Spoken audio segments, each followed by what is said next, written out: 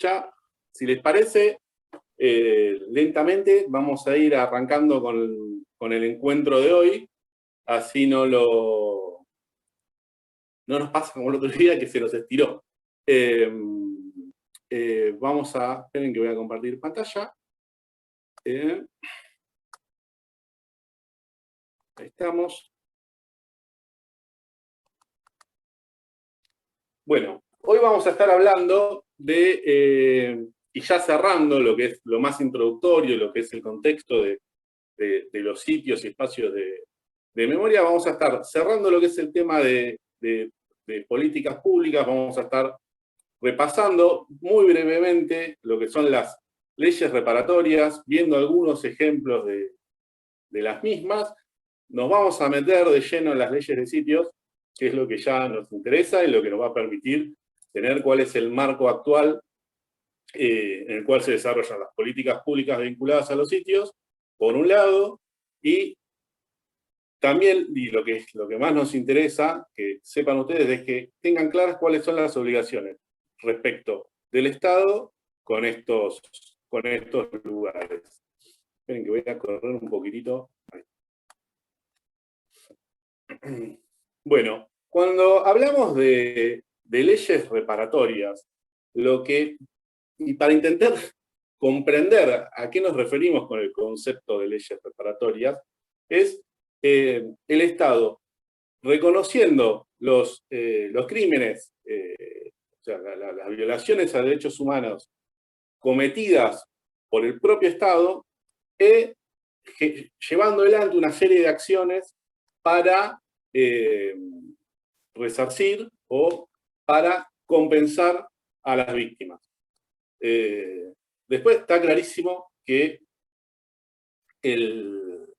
no hay forma de reparación, o sea, toda reparación termina siendo simbólica si hablamos del tipo de delitos y con lo irreversible que son los delitos cometidos durante la acción del terrorismo de Estado, pero dentro de este tipo de reparaciones vamos a discriminar, por un lado, lo que son las reparaciones pecuniarias, las reparaciones de carácter económico, de otro tipo de reparaciones que son simbólicas y que tienen otra profundidad a la hora de cómo llegan a las víctimas estas reparaciones. Vamos a ir de a poquito viéndolas y discriminándolas unas de las otras. Pero bueno, para empezar, yo intenté ordenarlas. No vamos a ver todas las leyes reparatorias, me parece que ya hicimos una historización muy larga la clase pasada. Hoy vamos a tener que ir y venir sobre los procesos de verdad y justicia en algunos momentos. Vamos a repasar, vamos a estar evocando bastante lo que vimos en la clase anterior, pero me pareció que lo importante era ver qué reparaciones propones y cuál es el alcance de estas normativas. Para empezar, vamos a estar hablando un poquitito de la ley 26.564, es una ley del 2009, propone una reparación patrimonial, propone una indemnización a víctimas, y es una ampliación de beneficios de dos leyes anteriores de la década del 90, la 2043 del 91 y la 20411 del 94. Esta normativa y esta ampliación de beneficios y esta también reestructuración de estas leyes, por decirlo de alguna manera, también está muy vinculada a la evolución o las modificaciones que tuvieron a lo largo de todos estos años el aparato del Estado. En un principio, las leyes reparatorias se gestionaban directamente frente al Ministerio del Interior. O sea, el mismo empleado que gestionaba cualquier trámite del ministerio era quien recibía a las víctimas o a los familiares que iban a presentar o a pedir su indemnización, pensión o lo que fuese, su reparación. digamos de reparación, pero en adelante me parece que mejor así. Y no había un ente específico encargado de recibirlos, contenerlos, ayudarlos y asesorarlos. Ellos se tenían que mover, ir a los juzgados, pedir los papeles, los requisitos que tenían cada normativa, que muchas veces eran, por ejemplo, en la 2443, que era para personas que habían sido detenidas,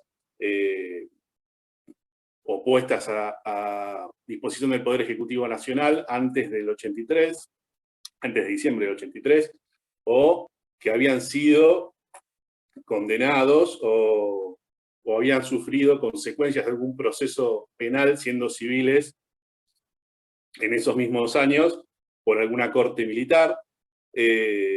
Bueno, estas personas tenían que moverse por los juzgados e ir a buscar todos los papeles, muchas veces poner abogados y demás. A pesar de que ya en estos años, y ya hace rato, existía una Secretaría de Derechos Humanos. Para que contextualicemos un poquitito, la Subsecretaría de Derechos Humanos, que fue con la primera categoría que apareció, lo que hoy conocemos como la Secretaría de Derechos Humanos de la Nación, fue creada por Alfonsín como un ente que coordinaba o que establecía la comunicación entre el Poder Ejecutivo y la CONADEP. En la década de 90, Menem primero la baja de categoría de subsecretaría a Dirección Nacional de Derechos Humanos. Posteriormente, con la modificación, que ya lo charlamos en la clase anterior, de la Constitución y la incorporación de todos los pactos y normativas internacionales, la vuelve a subir de categoría a la categoría de subsecretaría. De la Rúa es quien la hace orbitar, la saca, o sea, la corre un poco del Ministerio del Interior y la pone en el Ministerio de Justicia, que ese, si bien fue un cambio que en un principio no tuvo grandes resultados, a futuro fue muy importante. Durante el gobierno de Duhalde toma la categoría de secretaría, o sea, gana recursos, gana volumen, pero fue finalmente durante el gobierno de Néstor y posteriormente de Cristina Kirchner que, y bajo la gestión de Eduardo Luis Duhalde, que empezó a crecer en cuanto a cantidad de estructura y pasó a ser la autoridad, o sea, el Ministerio de Justicia y Derechos Humanos, a través de la Secretaría de Derechos Humanos, como pasa hoy en día, pasó a ser la autoridad de aplicación de estas normativas. Con todo lo que ello implica. No es solo un cambio burocrático, sino que además es equipos de contención, un equipo encargado de gestionar estas políticas, de asesorar a las víctimas. Hoy por hoy no es necesario contar con un abogado para llevar adelante los trámites y demás. O sea, tenemos toda una evolución detrás de estas normativas y que muchas veces se ve reflejada en estas ampliaciones o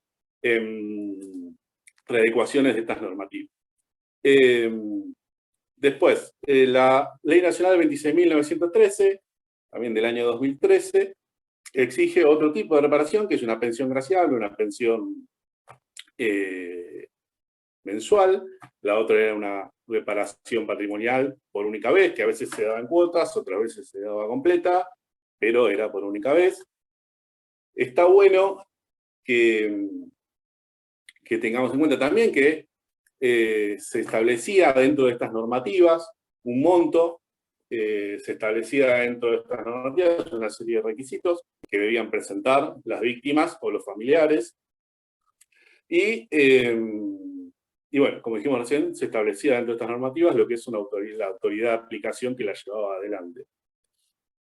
Después, corriéndonos de la esfera nacional y yendo a lo que son las normativas provinciales, tenemos la 13.940, también del año 2008, que es una excepción impositiva de inmuebles de exdetenidos, o sea, de sobrevivientes, y de hijos de personas desaparecidas. Acá también vemos el alcance que tuvieron muchas de estas normativas, que excedía a veces a lo que eran las personas, o sea, las víctimas directamente, sino que también a veces los beneficiarios o quienes heredaban estas reparaciones.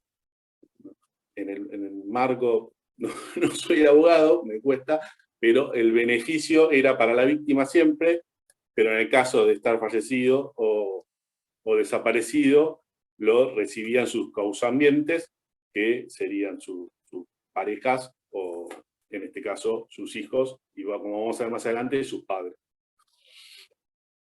Y después, bueno, tenemos la 1442 del 2009, que también es otra pensión graciable para presos políticos. Lo mismo, una remuneración mensual.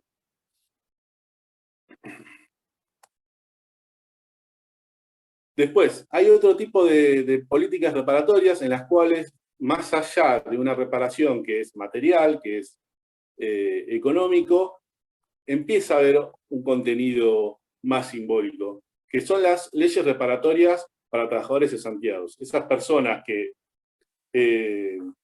fueron separados de su puesto de trabajo por estar detenidos o por persecución política o la razón que haya sido. Bueno, a través de estas normativas se reparan esos legajos, se reconocen todos esos años de cesantía, por decirlo de alguna manera, hasta el año 83, que esto tiene, por un lado, un fin económico, que es que se suman todos esos años de aporte jubilatorio, y por otro lado tiene un componente simbólico del Estado reconociendo la responsabilidad acerca de ese despido barra encierro, detención, secuestro. Después también, bueno, tenemos una de estas normativas, y está bueno mencionarlo, fue de las primeras normativas reparatorias como tal, que fue la 23.278, que fue del año 85.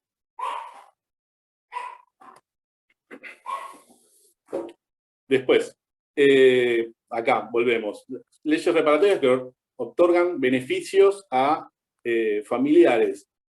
Cuando hablamos de leyes reparatorias, no lo podemos hacer en esta clase porque no hay la posibilidad no nos da el tiempo para llevarlo adelante, sería muy larga, pero siempre es interesante, más allá de la letra de la ley, que la letra de la ley siempre suele ser bastante corta y bastante escueta, porque es más que nada ordenatoria, siempre es interesante leer los fundamentos.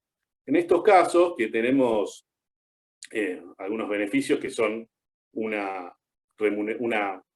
beneficio único, son una indemnización para hijos, becas de estudio para realizar estudios a hijos, y un beneficio también por única vez a progenitores, o sea, padres de personas desaparecidas. En la fundamentación de estas normativas está también el reconocimiento por parte del Estado del daño realizado al SAC y contemplando que durante la vejez una persona puede necesitar del apoyo de sus hijos, que en este caso no lo va a tener más, y lo mismo la ausencia de los padres durante el crecimiento y la educación de sus hijos, que en este caso no va a existir, entonces existen estas reparaciones. Está eso, si bien en la letra de la normativa nunca está, en la letra de la normativa siempre está los requisitos, los papeles que hay que presentar y demás. Cuando uno va a la fundamentación, que por desgracia no forma parte de las... O sea, cuando uno accede a las páginas tanto de Nación como de provincia para ver las normativas, nunca está, las tenés que buscar, las tenés que rastrear un poco. Pero sería bueno que si algún día les interesa, se tomen el trabajito de leerlas, porque ahí se entiende un poco más la instancia de reparación de las normativas. Y después también, las normativas que estuvimos viendo antes, casi todas, otorgaban beneficios a personas que habían sido víctimas de la última, del último accionar del terrorismo de Estado en Argentina, entre el 74 y el 83, pero hay algunas políticas, algunas normativas reparatorias que se van un poquito más atrás, que nos retrotraen a otros eventos vinculados a también el accionar de generalmente las Fuerzas Armadas, en algunos casos gobiernos democráticos, accionando contra personas. Está bueno, nosotros, por una cuestión de ordenamiento, la clase anterior nos acotamos solo al periodo de la dictadura en salida, y todo este proceso, estos procesos de memoria y verdad, justicia en democracia, pero siempre cuando pensamos el proceso histórico que llevó a todo esto, está bueno considerarlo como un proceso continuo, y estas reparaciones que estamos viendo acá, que son para, por ejemplo, víctimas que fueron detenidos, procesados o condenados en el marco del plan Conintes, que esto fue durante el gobierno de Frondizi, o sea, fue bastante anterior, o la ley provincial 13808, que es un beneficio para participantes de la Proyectiva Cóndor, que fue algo, no sé si lo conocen o no, pero brevemente fue un reclamo soberano llevado adelante por un grupo de civiles en las Islas Malvinas que secuestraron un avión que estaba yendo a Río Gallegos, si no me equivoco, y lo hicieron aterrizar en Islas Malvinas, y ahí hicieron un reclamo de soberanía. Cuando volvieron, estas personas fueron castigados, fueron encarcelados. Posteriormente el Estado reconoce este reclamo soberano y les propone una reparación. Después, bueno, cerrando lo que son las leyes reparatorias, ¿no? Principalmente, vamos a ir a las últimas que nos quedan, que son las leyes de sitios. Para encarar el tema de lo que son las leyes de sitios, y porque hay una progresión en el desarrollo de las leyes, muy vinculada a todos estos procesos que estuvimos viendo y a esta tecnificación del Estado y estos avances en los conocimientos y este camino llevado adelante en los sitios y espacios.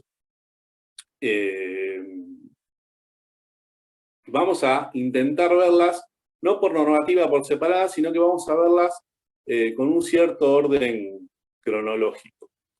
Vamos a empezar un poquito por la ley provincial 13.584, vamos a seguir por la ley nacional 26.691, que es del 2011, la provincial del 2006. Vamos a charlar un poco acerca del decreto reglamentario de la Ley Nacional de Sitios, que es del 2014, que es el decreto reglamentario 1986, perdón. Y por último, vamos a ver la última normativa que salió, que es el nuevo decreto reglamentario, que es el decreto 49 de este año, que fue publicado en un boletín oficial a principios de este año, en enero de este año, y que fue desarrollado durante el 2020, desarrollado, pulido y finalmente publicado en este año. Pero bueno, vamos a empezar con la ley provincial. La ley de sitios de Provincia de Buenos Aires fue una ley pionera, fue una ley muy importante en su momento, porque en un contexto de reapertura de causas judiciales, el Estado se encontró con que estaban hechos pelota los sitios, no había un real censo, por decirlo de una manera, de cuáles eran los sitios y cuáles no, y se encontró con la necesidad, por un lado, de preservarlos en cuanto a su valor como prueba judicial, como también empezar a investigar acerca de cuáles eran sitios, si no, no había forma de preservarlos y de resguardarlos. De esta manera, los sitios, y también en base a pedidos y a presiones por parte de organizaciones que desde ya hacía muchos años venían marcando los lugares que habían sido centros clandestinos de detención. De esa manera surge esta normativa, que es muy cortita, muy escueta. Lo que estamos viendo es la ley, que el artículo 1 nos dice: el Poder Ejecutivo deberá arbitrar los medios para la preservación de todos los lugares que funcionaron como centros clandestinos de detención durante la última dictadura militar. Artículo 2 es: el Poder Ejecutivo deberá colocar placas identificatorias en todos los lugares donde funcionaron dichos centros clandestinos de detención en el ámbito de la provincia de Buenos Aires. En recuerdo a todos los compañeros detenidos desaparecidos que fueron torturados y confinados en ellos. Ya acá tenemos en cuenta que el marco temporal y la definición de sitios se quedaba corta para lo que era para lo que fue el funcionamiento del terrorismo en Argentina, que empezó varios años antes, y también teniendo en cuenta todos estos procesos que nosotros hemos estado mencionando antes, que vienen de muchos años atrás. Y después, artículo 3, comuníquese a autoridad de aplicación. Con respecto a la ley de sitios, también lo que vamos a hacer hoy, y volviendo a lo que les decía de los fundamentos de las normativas, me parece interesante que, al menos en esta, sí nos tomemos el trabajo de leer la fundamentación. Ahora, esperen que paso la diapo.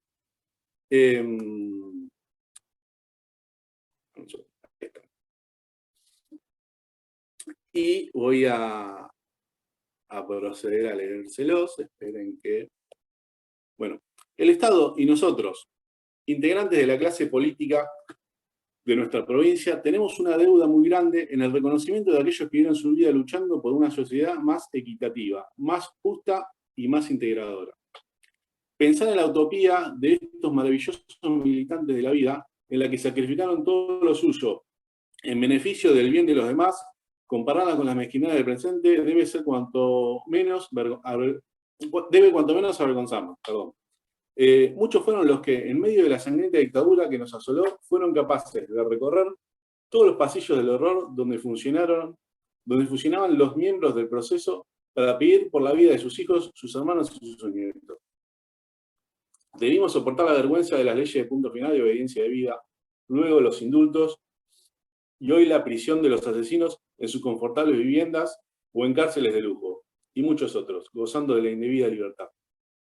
Y mientras tanto, las madres, acompañadas hoy por los hijos y los hermanos, siguen alrededor de la pirámide de Mayo, incansables, pidiendo memoria, verdad y justicia. Denme un segundito que tengo que mover la ventanita de donde me aparecen ustedes. Y son hoy acompañadas por muchos más, las que inclaudicables, con una fortaleza que excede lo humano, nos siguen dando el ejemplo y marcando el camino. Creo que ya no hay excusas. 30 años es mucho tiempo, debemos más que nunca pelear a su lado. Es por todos los puestos que solicitamos a los señores legisladores que acompañen con su voto el presente proyecto. A mí me parece que es muy representativo de lo que es una ley reparatoria. Ese reconocimiento de la lucha, ese reconocimiento de los delitos cometidos por el Estado y ese reconocimiento de la ausencia del Estado durante todos esos años. Para mí me redondea bastante lo que es el espíritu de la fundamentación de todas las normativas reparatorias, por eso me pareció que, al menos en este caso, estaba bueno introducirlo en el encuentro de hoy. Después, la ley 26.691, perdón, es la ley nacional de sitios. A grandes rasgos, y vamos ya a la definición para la ley nacional de lo que son los sitios. Declara sitio de memoria a los lugares que funcionaron como centros clandestinos de detención, tortura y exterminio, o donde sucedieron hechos emblemáticos del accionar de la represión ilegal desarrollado durante el terrorismo de Estado, ejercida en el país hasta diciembre de 1983. La autoridad de aplicación es la Secretaría de Derechos Humanos y Pluralismo Cultural. Acá vemos una evolución o un cambio radical en lo que es la definición, lo que es la normativa vinculada a los sitios, en la cual ya no lo tenemos acotado al periodo que fue la dictadura cívico-militar, sino que contempla todo lo que fue el accionar del terrorismo de Estado hasta el año 1983. Y también la ley provincial solo consideraba sitios a los lugares que fueron centros clandestinos de detención.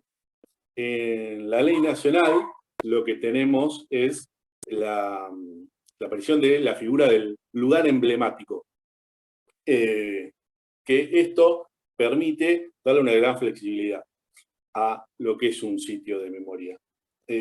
Así es que muchos lugares que fueron espacios de resistencia o de lucha, como por ejemplo, que algunos la mencionaron en el encuentro anterior, la Casa María Miteruggi, que no fue un centro clandestino de detención, fue un lugar de resistencia, o la Casa del Nono Lizazo, y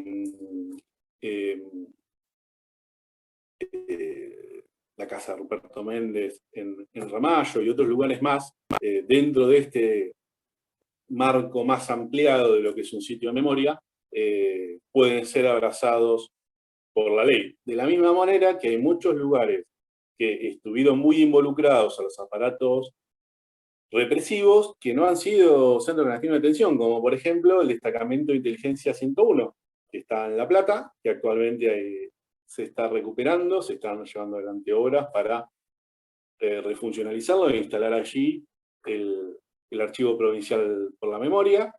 Ahí funcionaba una unidad de inteligencia, no hay no hubo hasta el momento testimonios de víctimas que hayan reconocido el lugar. Así que no sería un CCD, pero sí es un sitio de memoria y es un sitio con una profunda implicancia en lo que fue el aparato represivo. Después, lo que sí es muy importante de la ley provincial, es toda importante porque es muy específica y muy larga, pero la especificidad la tiene en lo que es su decreto reglamentario, que es el decreto reglamentario de 1986 del 2014. Una de los primeros artículos de este decreto reglamentario es la creación de la Dirección Nacional de Sitios de Memoria, que fue la primera dirección de sitios que existió en Argentina. En la provincia de Buenos Aires recién se creó con esta gestión, la Dirección de Sitios. Antes lo que actualmente llevamos adelante de la Dirección de Sitios, de la cual formo parte, estaba bajo el ala de otras direcciones más grandes. Pero bueno, con el decreto reglamentario del 2014 se crea la Dirección de Sitios, se forman equipos específicos dedicados a investigar y a lo que es la conservación, desarrollar estrategias de conservación y preservación de sitios. Eso es muy importante que lo tengamos en cuenta, de la misma manera que es esta Dirección de Sitios quien se encarga de llevar adelante lo que son las señalizaciones de los sitios de memoria. Brevemente comento ¿en qué consiste una señalización?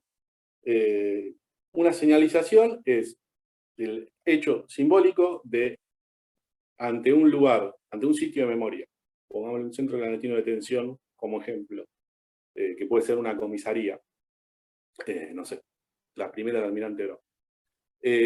Se decide señalizarlo, se trabaja junto con el territorio, se trabaja con las comisiones de organismos de derechos humanos de Almirante Brown, se trabaja con los partidos políticos que quieran involucrarse en Almirante Brown, se desarrolla un informe histórico en el cual está sintetizada toda la información que prueba que ese lugar es un sitio de memoria, en este caso toda la información vinculada a su funcionamiento como centro clandestino de detención, está sintetizada en ese informe histórico, y después se desarrolla un texto en conjunto con las organizaciones que permite, que es el que va a estar puesto en el cartel, en caso de que sea un cartel. Después hay distintas formas de señalización, hay otras que son más monumentales, que son los 3 pilares, no sé si han tenido la posibilidad de verlos, pero hay un tipo de señalización que son 3 pilares, a veces son gigantes, son de como 7 metros de alto, otras veces son de 3 metros de alto, hay unos más pequeñitos, unos tótem, pero también hay señalizaciones que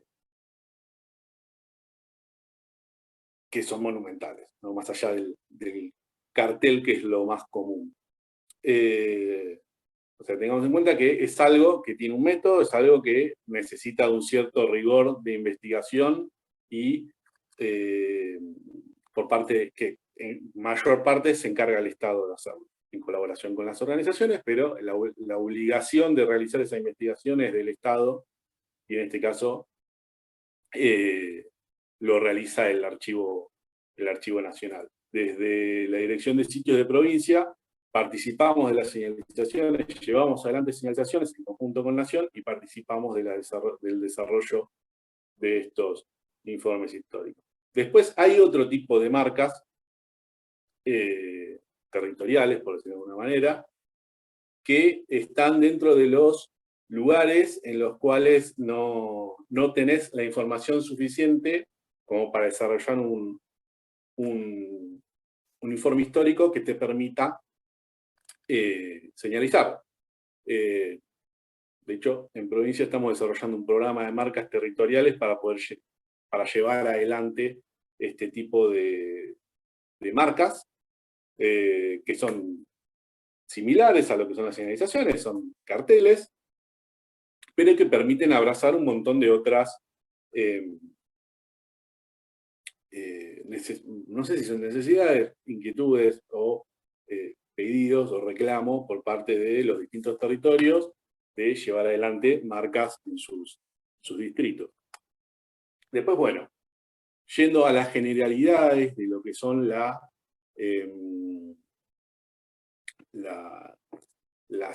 obligaciones que el Estado Nacional tiene según la ley y el decreto reglamentario, podemos mencionar la siguiente. Garantizar la preservación, señalización y difusión de los sitios de memoria, gestionar los sitios que dependen directamente de la SDH, asistir técnicamente a áreas de derechos humanos provinciales y municipales, asistir y asesorar a proyectos nuevos de espacios de memoria. Y después, bueno, señalizar sitios en todo el territorio nacional. Después, en la diapositiva anterior, había algo que se lo quería leer que es muy importante, que es la definición que aparece por primera vez en el decreto reglamentario 1986 de lo que son los espacios de memoria.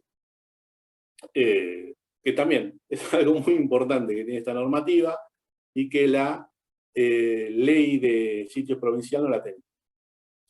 Y la definición es la siguiente: los sitios reconvertidos y o resignificados que lleven adelante de modo permanente actividades educativas, culturales, artísticas y o de investigación, denominados espacios para la memoria, la promoción de los derechos humanos, en adelante espacios de memoria. Esta es la única definición que tenemos en las normativas de lo que es un espacio de memoria.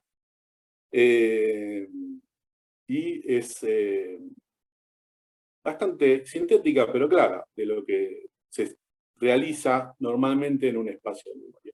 Ahora más adelante, si nos da el tiempo, al final de la clase, y para adelantar un poquitito lo que es el encuentro del jueves próximo, vamos a introducir un poquitito sobre lo que es el abordaje a los trabajos, al trabajo en un espacio de memoria. Pero, mientras tanto, sigamos con lo que tenemos adelante. Decreto reglamentario 49 del corriente año, por decirlo de alguna manera. Es tan sintético y tan preciso que me ha costado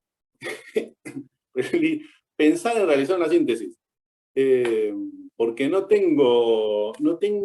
encontré mucho que recortar. Por eso vamos a estar leyendo, es muy cortito, son solo 2 páginas, pero son solo 2 páginas cargadas de muchísimo contenido y muchísimo significado. Así que intentemos prestar atención para el final de la clase y para los próximos encuentros. Vamos a estar tocando mucho esto que voy a leer a continuación. Tengamos en cuenta que es el nuevo decreto reglamentario de aquella ley cortita de 2006 que leímos, y que se decretó casi 8 años después del decreto reglamentario de la ley nacional. O sea, hay un proceso de trabajo muy largo entre uno y otro. Artículo 1.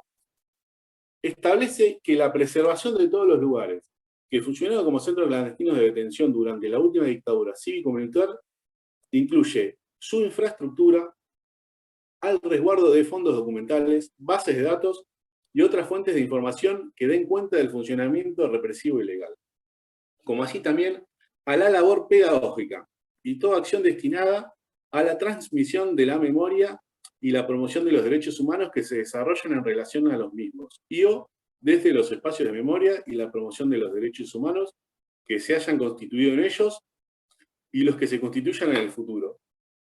Acá, la normativa provincial abraza la definición de la normativa nacional de lo que son los espacios de memoria, y va un pasito más, teniendo en cuenta los trabajos generados de los espacios, la creación de archivos, de acervos de información de investigación, y a todas las actividades, o sea, abraza y protege a todas las actividades realizadas desde estos espacios. Todas esas actividades pedagógicas es obligación del Estado provincial favorecerlas y preservarlas. Artículo 2. Disponer que la colocación de placas identificatorias a las que se hace referencia en el artículo 2 de la ley 13.584 incluye las acciones de señalización realizadas mediante placas, carteles, monumentos y marcas o signos conmemorativos a las víctimas del terrorismo de Estado y sus experiencias vitales de organización social. Las mismas serán consideradas parte inescindible del sitio señalizado y deberán ser conservadas o propuestas en caso de deterioro que impida lograr su objetivo. Acá volvemos a lo mismo, a la obligación del Estado de señalizar los sitios y además a la obligación del Estado de mantener otro tipo de señalizaciones llevadas adelante por parte de organizaciones a lo largo de todos estos años en los sitios, de preservarlas como parte del mismo sitio. Si ustedes caminan, al menos la ciudad de La Plata, está llena de marcas territoriales, o sea, está llena de marcas en edificios que funcionan como centros clandestinos de detención, en las veredas, en la puerta de colegios y demás. Esto estaría abrazando todo este tipo de marcaciones. Un segundito.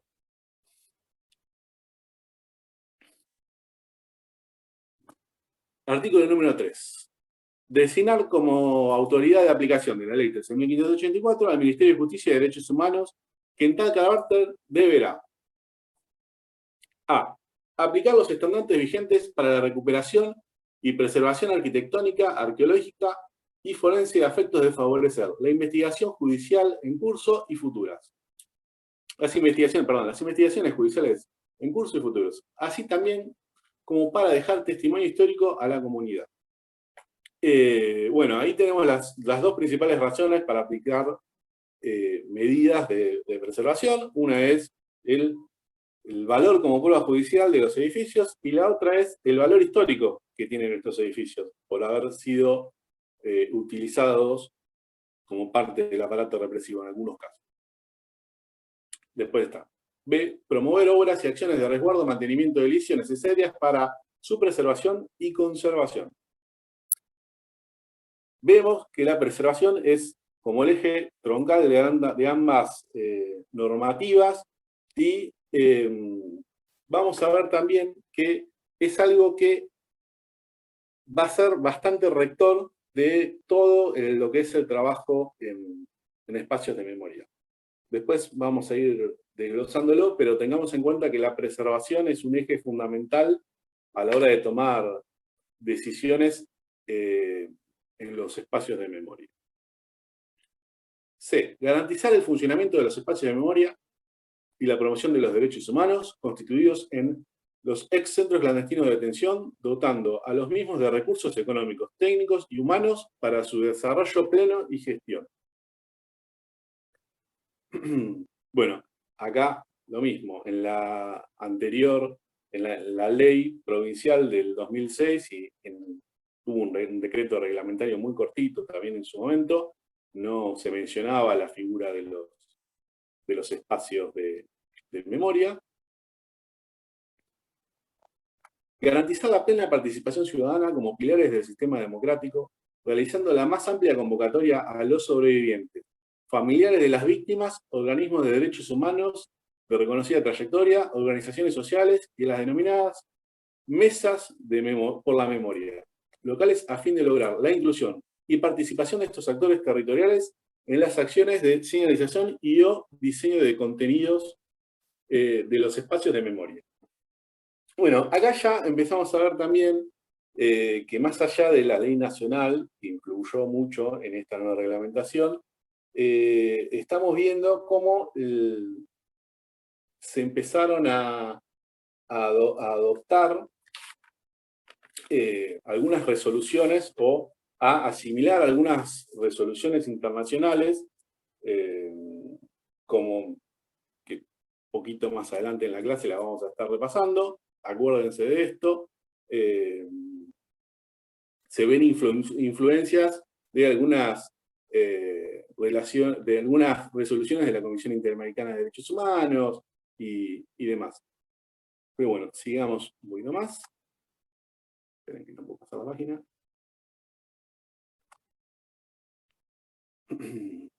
Promover todo tipo de actividades educativas, de investigación, capacitación y difusión relacionadas a los hechos allí acaecidos. Garantizar el desarrollo de políticas públicas tendientes a evitar la repetición del horror allí vivido, para que el compromiso con la vida y el respeto irrestricto a los derechos humanos sean valores fundamentales de una sociedad justa, inclusiva y solidaria.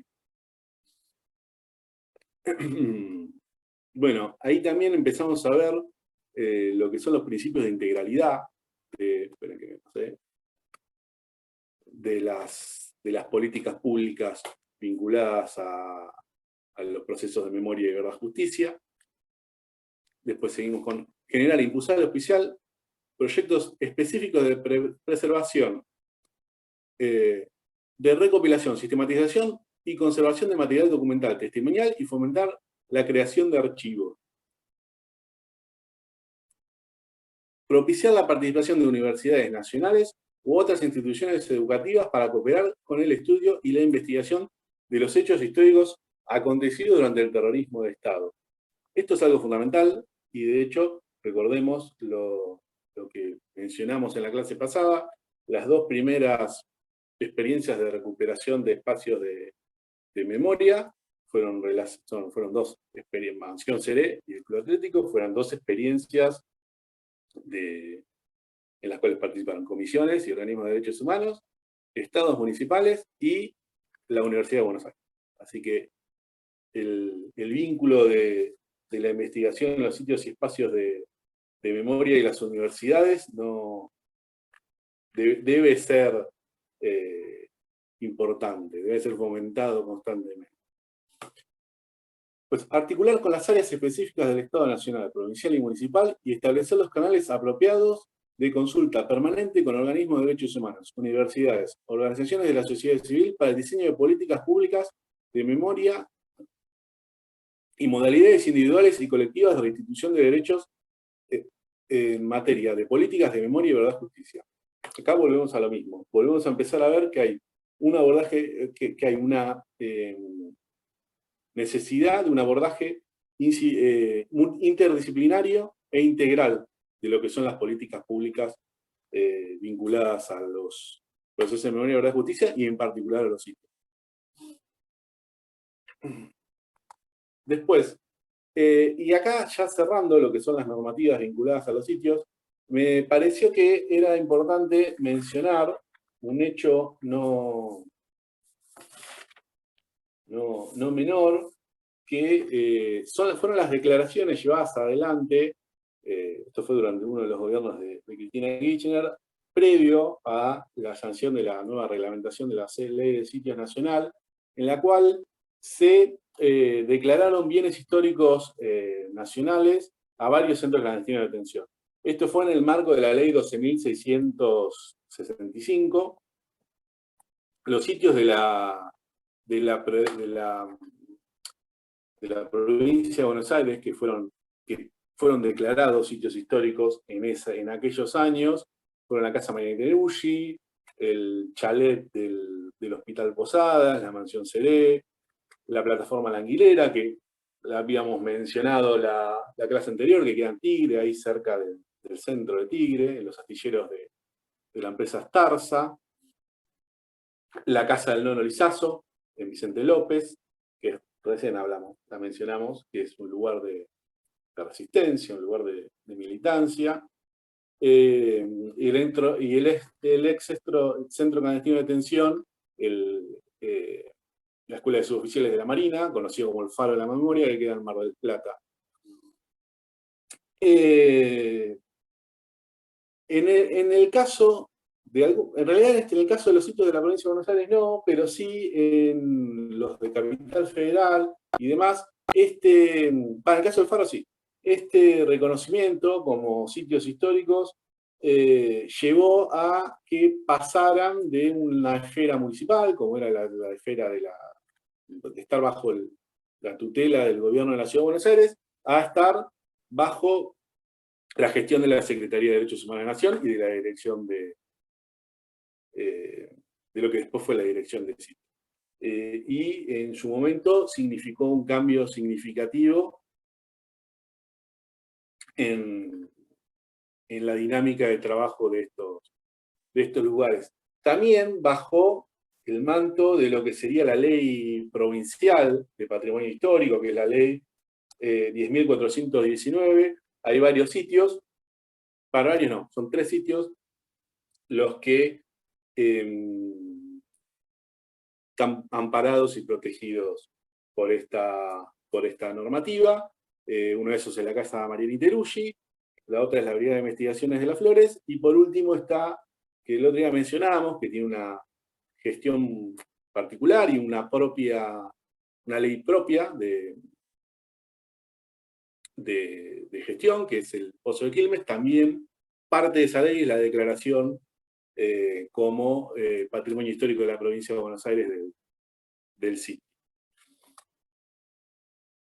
Bueno, y ahora sí vamos a meternos a lo que es el cierre, empezar a cerrar un poco lo que es esta unidad, que es los abordajes interdisciplinarios, por decirlo de alguna manera, regionales. Los abordajes regionales con respecto a las políticas públicas de memoria verdad y justicia, y en particular a los sitios. Perdón, Pablo, te interrumpo. Había alguien levantando la mano, no sé si fue a propósito o sin querer. No lo vi. No, fue sin querer, fue sin querer. Ah, listo. Bueno, seguimos. Che, yo les cuento que como estoy compartiendo batalla, tengo todo chiquito por ahí y estoy con el teléfono, así que no los puedo ver a todos al mismo tiempo. Interrúmpanme, abran micrófono y díganme, disculpen, así, o cualquier cosa, porque a lo mejor yo estoy hablando y no los estoy viendo en muchos casos. Igual gracias, Cintia. Nosotros, bueno, vamos a empezar a hablar un poquitito de lo que es los abordajes regionales vinculados a las políticas de memoria, verdad, justicia, a los procesos de memoria, verdad, justicia. Es un tema muy largo, es un tema muy complejo, porque si bien casi todos los países de Latinoamérica sufrieron terribles violaciones a los derechos humanos mediante la aplicación de terrorismo de Estado, en la década del 70 y el 80. Los procesos de transición a las democracias, por decirle de alguna manera, los procesos de memoria, verdad, justicia llevados adelante, y los niveles de implicancia y de participación y de reparación llevado adelante por los estados son completamente distintos. O completamente distintos no, son distintos. Lo cual hace que cada proceso y que cada país tenga un proceso único. Y también hace que los alcances de dichos procesos no hayan sido parejos y en algunos casos exista una muy profunda impunidad. Así todo, se ha empezado a desarrollar, ya podemos decir que los últimos 20 años, porque son muchos años en los cuales se empezaron a juntar los organismos de derechos humanos, y después con el desarrollo de las estructuras estatales en torno a estos procesos, empezaron a participar las dependencias estatales involucradas en estos discusiones y debates. Nosotros les sumamos como bibliografía optativa dos textos cortitos, bastante simples. Una es la que vamos a estar viendo en esta clase, que es la más nueva de las dos, la más reciente, que es la resolución 3 del año 2009, que son los principios sobre las políticas públicas de la memoria en las Américas, adoptados por la Comisión Interamericana de Derechos Humanos, la CIDH. Y después hay otro texto que es un poco más viejo, si no me equivoco es del 2012, llevado adelante por el Instituto de Políticas Públicas en Derechos Humanos, que es Principios Fundamentales para las Políticas Públicas sobre Sitios de Memoria. Ambos documentos sintetizan el resultado o ¿cómo decirlo? Sí, es el resultado del trabajo conjunto llevado adelante por varios países de Latinoamérica. Si no lo han podido leer para este encuentro y no lo pueden leer para el próximo, no hay problema. Lo que sí, si les interesan los sitios, está bueno que los lean. Y que los lean, en cierta forma, cronológicamente. Lean primero el de 2012 y después lean el del 2019. Y léanlos teniendo en cuenta, es fundamental, los contextos regionales de elaboración de cada uno. Así que bueno, ahora vamos a ir desglosando un poquitito, que es la resolución 3, para empezar a contarles, la resolución arranca teniendo un montón de definiciones logradas del consenso y del acuerdo entre los distintos países acerca de qué es la memoria, qué son las iniciativas de memoria, qué son los sitios de memoria, qué son las políticas públicas vinculadas a la memoria y demás. Yo, más adelante, ahora un poquito nomás, voy a estar leyéndoles solo la definición de lo que son los sitios de memoria, sintetizada en el 2019, porque si no nos estaríamos yendo demasiado por las ramas, pero sí está muy bueno y en serio van a empezar a ver que este tipo de definiciones y de formas de pensar los procesos que se llevaron adelante y que se siguen llevando, terminan influyendo mucho en las normativas y en lo que son las políticas públicas de cada país. Y por eso nos parece importante que las estemos viendo para cerrar esta primera instancia de lo que son las normativas y lo que son las políticas públicas vinculadas a los sitios y espacios de memoria. La resolución tiene una serie de principios generales y algunos específicos.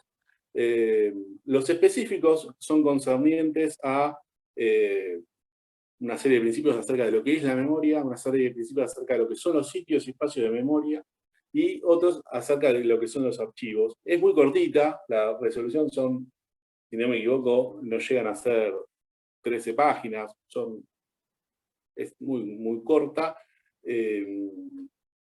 pero nada, llena de contenido. Así que vamos a ir desglosándola un poquitito. Primero que nada, principio número 1, abordaje integral de la memoria. Y acá yo les mencionaba hace un rato esto de los abordajes integrales y la visión integral de lo que son las políticas públicas vinculadas a la memoria. ¿A qué nos referimos cuando hablamos de abordajes integrales? Es que las políticas públicas tienen que estar coordinadas con los procesos judiciales, las reparaciones tienen que estar coordinadas con lo que son las investigaciones. No se pueden desarrollar acciones vinculadas a todos estos procesos sin contemplar el resto de las acciones a realizarse. Tiene que existir una coordinación entre todas las acciones y un conocimiento por parte de quien las llevan adelante de cuáles son las otras acciones a realizarse. Después, principio número 2, participación de las víctimas. Este principio lo que nos marca es que el Estado tiene la obligación de convocar a las víctimas a que formen parte de estos procesos, de todos los procesos de memoria y verdad y justicia, los tiene que convocar, y en el caso de que sea necesario, tiene que propiciar los medios materiales e inmateriales para que puedan realizar estas participaciones. ¿A qué me refiero con estos medios materiales e inmateriales? Tiene que brindar contención en el caso de que sea necesario, tiene que favorecer con todo lo que el aparato estatal puede dar para que estas personas formen parte de estas políticas públicas. Después está el principio número 3, que es el involucramiento de la sociedad civil. Acá tenemos en cuenta lo que es la difusión, llevar adelante procesos de sensibilización de la sociedad y propiciar el involucramiento de la comunidad en general con los procesos de memoria y verdad justicia, y en lo que nos interesa a nosotros, con su participación dentro de lo que son los sitios y espacios de memoria. Después, principio número 7, idoneidad de las personas a cargo de las políticas de memoria. Nada, se refiere principalmente a que las trayectorias de las personas que participen, que estén a cargo de estos procesos por parte del Estado, sean personas con una trayectoria reconocida y tangible en lo que son los los derechos humanos y las políticas públicas vinculadas a los derechos humanos. Principio número 5. Este para mí es todos son importantes, pero este es muy fundamental, que es la interdisciplinariedad a la hora de llevar las acciones.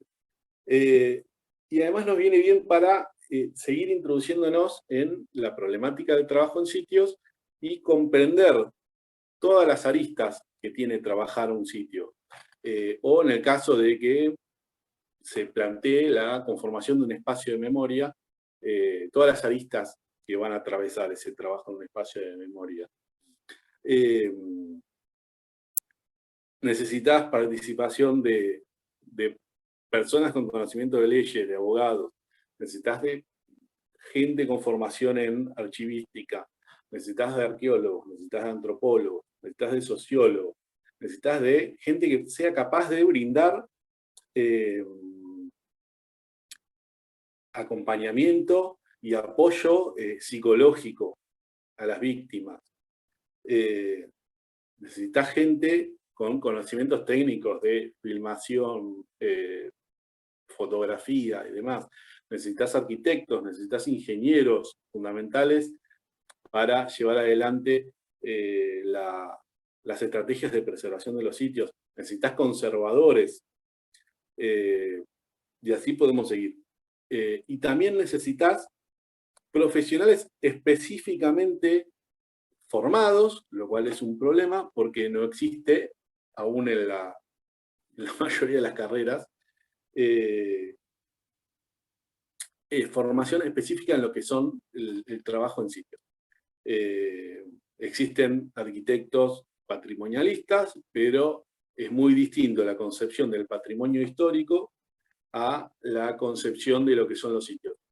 Pero bueno, ya vamos a tener tiempo en el próximo encuentro de profundizar sobre esto y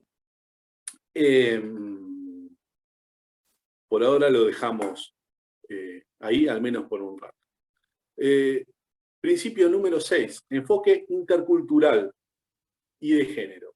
Los Estados tienen la obligación de contemplar las diferentes visiones culturales en el desarrollo de sus políticas públicas. Y por otro lado también tiene que desarrollar estas políticas con perspectiva de género. Un segundo. Después, bueno, la integración regional, que la integración regional podríamos decir que funciona a dos niveles. Los estados tienen que lograr que al interior de sus territorios exista un trabajo de integración regional, un trabajo entre distintos distritos, entre distintas provincias, llevando adelante trabajo de investigación y de colaboración vinculados a lo que son las políticas públicas de memoria, verdad, justicia, y también debe colaborar con otros estados, compartiendo información, compartiendo conocimientos, formando trabajadores y profesionales, y desarrollando nuevas herramientas de manera conjunta, nuevas herramientas o nuevas normativas que permitan llevar adelante una profundización de estos procesos iniciados. Después tenemos, bueno, el financiamiento. Esto es clarísimo que el Estado tiene la obligación de financiar las iniciativas vinculadas a políticas públicas de memoria, verdad, justicia. Y después acá, como les comentaba, tenemos la definición desarrollada de lo que es un sitio de memoria que forma parte de la resolución. Se entiende por sitios de memoria a todos aquellos lugares donde se cometieron graves violaciones a los derechos humanos y donde se padecieron o resistieron esas violaciones. O que por algún motivo las víctimas o las comunidades locales consideran que el lugar puede rendir memoria a estos acontecimientos y que son utilizados para repensar, recuperar y transmitir sobre procesos traumáticos y o para homenajear y reparar a las víctimas.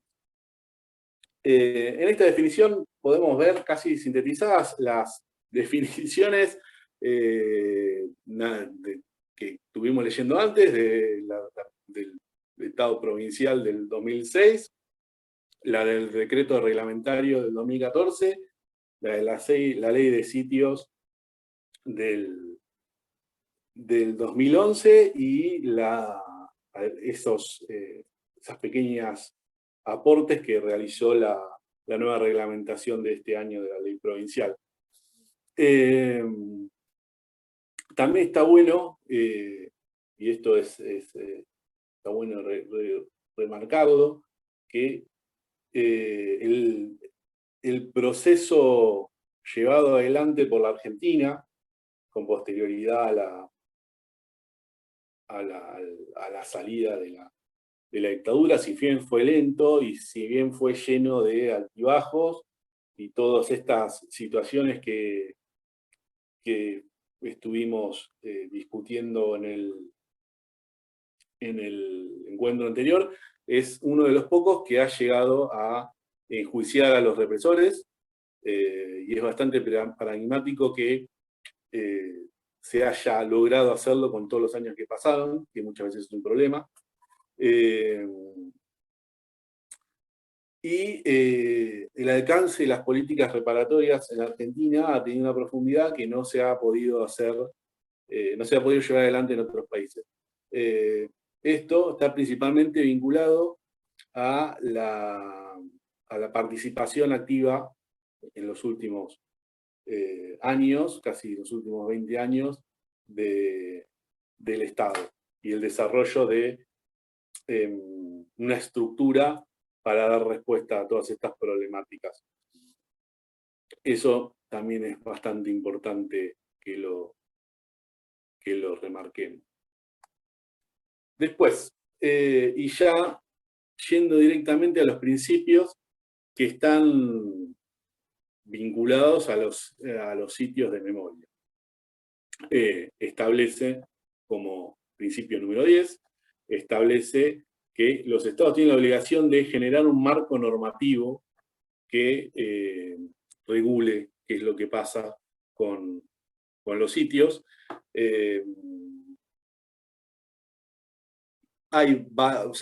Se desarrolla bastante más, pero habla de lo que estuvimos hablando de los marcos normativos nacionales, habla de investigación, habla de señalización, habla de unas cuestiones más.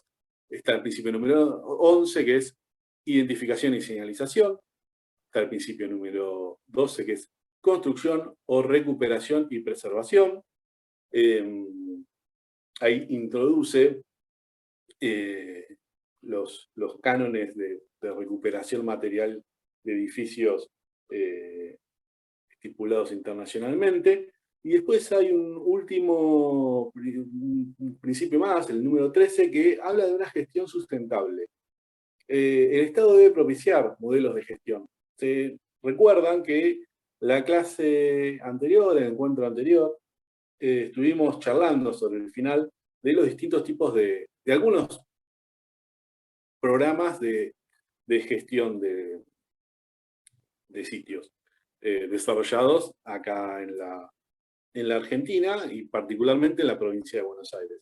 El Estado tiene una obligación de generar modelos de gestión en los cuales se involucre la comunidad, en los cuales se involucren los organismos de derechos humanos, las mesas de trabajo de los sitios, que participen activamente, que participen los distintos niveles del Estado, o sea, convocar que el Estado nacional, provincial y municipal puedan participar de manera conjunta del desarrollo de la vida de los sitios y espacios de memoria.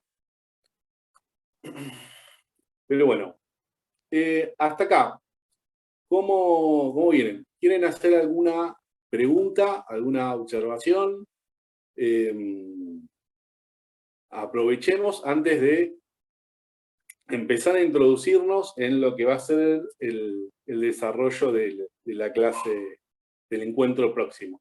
Así que, nada, te repito, cualquier cosa, abre el micrófono y me lo comentan. Mientras tanto voy a tomar un mate porque tengo la garganta seca.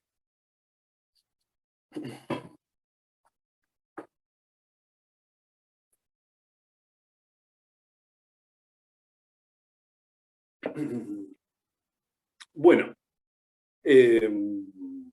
seguimos entonces.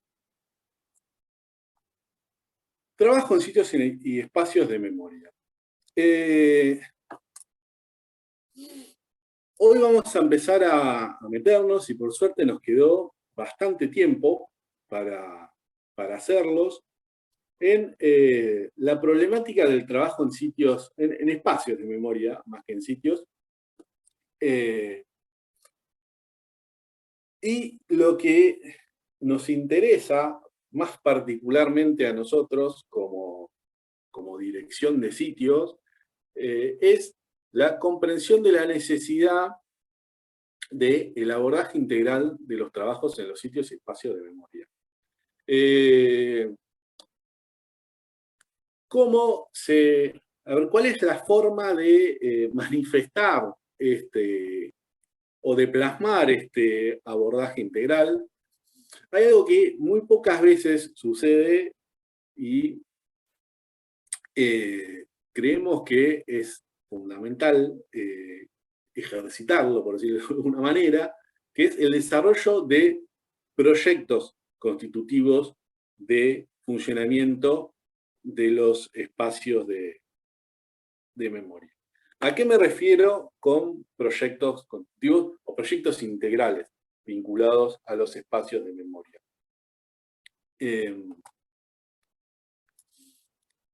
Acá solo menciono algunas de las principales actividades que se pueden llevar adelante desde un espacio de memoria. Hola, ¿me escucha? Sí. Sí, Yo tenía una pregunta, pero capaz que es una pregunta capaz que es más para adelante del curso. Era la siguiente. ¿Cuál es el procedimiento para que un espacio de memoria sea señalizado en sí? ¿Cuáles son los procedimientos legales y jurídicos? A ver, los pasos a seguir adelante, hay una doble arista. Por un lado tenés el paso institucional que te dije antes. O sea, es necesario que desde el Estado nacional y provincial se desarrolle un informe histórico, el cual permita llevar adelante la situación. Después hay otro trámite que es netamente burocrático, que es conseguir el presupuesto para hacerlo y demás. Y la tercera arista, si lo querés poner de alguna manera, es que esté en la agenda para llevarlo adelante. Eso es un proceso que es netamente político y que lo llevan adelante las organizaciones desde los territorios. En general, es como viene desarrollándose. Son muchísimos los sitios que aún quedan por señalizar, y el proceso de señalización es bastante lento. Se está intentando en este momento sumar recursos, al menos eso es lo que estamos haciendo desde provincia, para acelerarlo, porque consideramos que una política reparatoria, para que sea reparatoria, necesita que quien va a ser receptor de esa reparación esté vivo aún. Si bien detrás de las señalizaciones hay una cuestión histórica que va a trascender la de las personas directamente víctimas del terrorismo de Estado, pero sí, en general el proceso se lleva adelante desde las organizaciones de derechos humanos que se acercan a la Secretaría de Derechos Humanos de la Nación, a la Subsecretaría de Provincia de Buenos Aires, y se inicia el proceso de llevar adelante la señalización.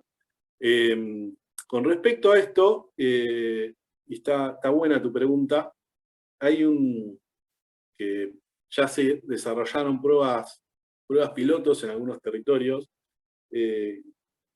yo les mencioné hace un rato que tenemos en Provincia de Buenos Aires un programa de marcas territoriales. Este programa de marcas territoriales lo que tiene como objetivo es el desarrollo de nuevas marcas territoriales y además el censo de marcas territoriales preexistentes. Esto se va a trabajar directamente con organizaciones de derechos humanos de los distintos territorios de la provincia de Buenos Aires, y el objetivo es poder abrazar todas aquellas marcas que fueron realizadas sin participación del Estado nacional y provincial, por un lado, y por otro lado, abrazar todas estas nuevas iniciativas de deseo de marcar o de señalizar un sitio. No sé si te estás refiriendo a algún sitio en particular que tengas interés, que exista un interés en marcarlo o no. Hay una pregunta para vos.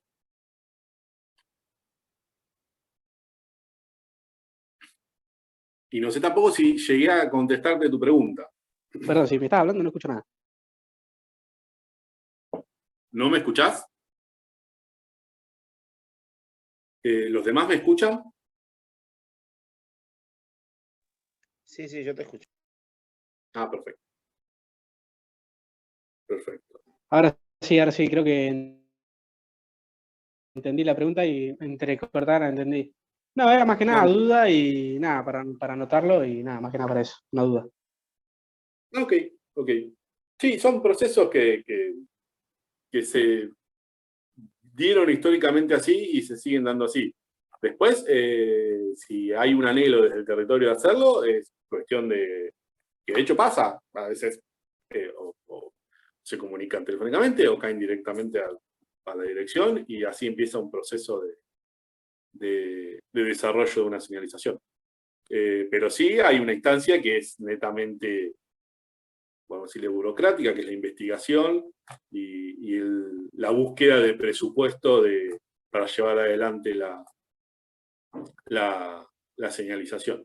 Y después, bueno, están estos otros tipos de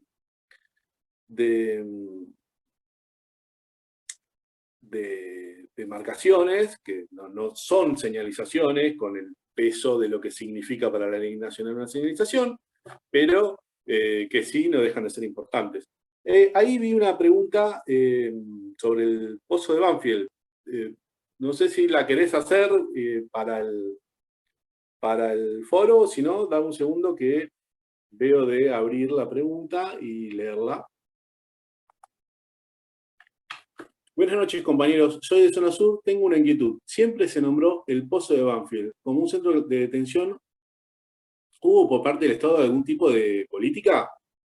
Sí, el Pozo de Banfield hoy por hoy es un espacio de memoria que funciona ahí en Lomas de Zamora, llegando al Camino Negro, y de hecho es un centro clandestino de detención. Fue un centro clandestino de detención importantísimo para lo que fue el aparato represivo en toda la zona sur de la provincia de Buenos Aires.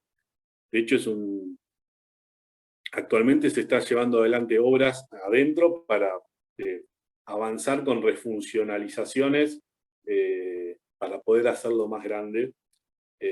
Y nada, se están llevando visitas guiadas, hay una mesa de trabajo, una mesa de los organismos de Lomas de Zamora y demás, funcionando en el Pozo. Es un sitio de gestión provincial, estatal, nacional y con el municipio. Y además se llevan adelante en el Pozo de Banfield talleres de oficios. Funciona un plan fines para terminar los estudios secundarios y funciona un centro de acceso a la justicia. La idea de ampliar el sector, y ahí ya adelantándonos a lo que vamos a seguir charlando en un ratito, el Pozo de Banfield tiene es gigante, son más de 100 y pico de recintos, de habitaciones, en unas 10 habitaciones, más o menos, unos 10 recintos, se ha refuncionalizado, ahí es donde funciona principalmente la vía del espacio de memoria, y después el resto, hasta el momento, estaba funcionando como la parte histórica. Solo se hacían visitas guiadas porque, nada, hay una medida cautelar que no se podía acceder, y a su vez es el resto del edificio, no todo el resto, pero sí una parte importante, es donde funcionó el aparato represivo. Actualmente se está ampliando el sector, refuncionalizado, readecuándolo para poder llevar adelante más actividades. Pero sí, el Pozo de Banfield es un espacio de memoria. El proceso de conformación de ese espacio de memoria empezó en el 2006 y tuvo muchísimos tropiezos, pero bueno, finalmente ahora está bastante encaminado con trabajadores. Hay un par de trabajadoras que están haciendo, compañeras de la dirección del sitio, que están haciendo esta capacitación. Pero sí, el Pozo de Banfield en este momento es un espacio de memoria. ¿Alguna otra pregunta? Bueno, entonces seguimos con lo que estábamos desarrollando. Trabajo en sitios y espacios de memoria. Y yo les estaba hablando de los proyectos constitutivos o los proyectos integrales para el abordaje en los sitios. Ahí con la pregunta que me hicieron recién sobre el pozo de Banfield, me viene bien para comenzar a introducir acerca de cómo es el trabajo en un sitio, qué es lo que se hace para trabajar en un sitio. No es que entramos y hacemos lo que se nos canta. Hay una serie de pautas para intervenirlos, para trabajarlos, y el puntapié fundamental para todas las tareas que desarrollamos en un en un espacio de memoria o en un sitio, es la investigación. ¿Por qué nos interesa investigar? A nosotros como subsecretaría, para conocer los hechos acontecidos en el pasado reciente, para aportar a los procesos judiciales. Como les mencioné la semana anterior, la provincia de Buenos Aires es querella, y desde la Dirección de Sitios investigamos y aportamos a los procesos que llevan adelante la Dirección de Juicios y Querellas. Y también para conocer cómo era el funcionamiento particular de ese centro clandestino de detención al interior del mismo. O sea, ¿a qué me refiero con esto? Saber en qué espacios, en qué habitaciones, en qué recintos estaban alejadas las personas detenidas, cuáles eran las salas de interrogatorio, cuál era la circulación de las víctimas por ese centro clandestino de detención. ¿Por qué nos interesa saber esto? Principalmente para saber cuál es el funcionamiento que tuvo la aplicación del terrorismo de Estado en ese edificio, y poder discriminar los espacios reconocidos por las víctimas, los espacios en los cuales funcionó el aparato represivo, considerados de alto valor testimonial, resguardarlos como prueba, resguardarlos como parte del edificio histórico, y después tener en cuenta que, por ejemplo, un edificio como el Pozo de Banfield, que como les comenté tiene más de 100 recintos, hay muchísimos que no fueron reconocidos ni están cerca de ser reconocidos. No, el funcionamiento del aparato represivo pasó por otro lado. O al menos eso, y esto no es menor, esto tengámoslo en cuenta, siempre que hablemos de un sitio de memoria, nosotros hablamos con la información disponible hasta el momento, y todas las decisiones que tomemos de refuncionalizaciones tienen que contemplar que a futuro pueden surgir nuevos testimonios que reconozcan nuevos espacios. Por eso, siempre la norma es intentar preservarlo tal cual está. Sí se pueden algunos espacios reacondicionar, mejorar las instalaciones, mejorar la pintura y demás, pero todos estos espacios que recondicionamos no pueden haber sido reconocidos. Los espacios reconocidos y considerados de alto valor testimonial son los que se preservan tal cual están, solo se hacen mejoras que garanticen la preservación de los mismos. Generalmente, los profesionales encargados de intervenir en estos espacios, considerados de alto valor testimonial, son conservadores.